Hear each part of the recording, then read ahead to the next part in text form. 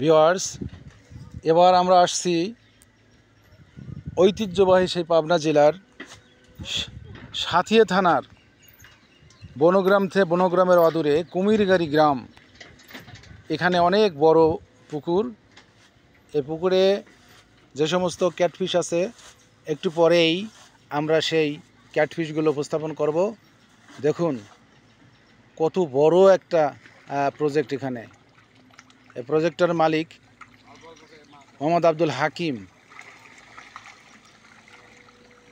এইবার দেখুন কত সুন্দরভাবে এই মাছে খাবার পরিবেশন করা হচ্ছে।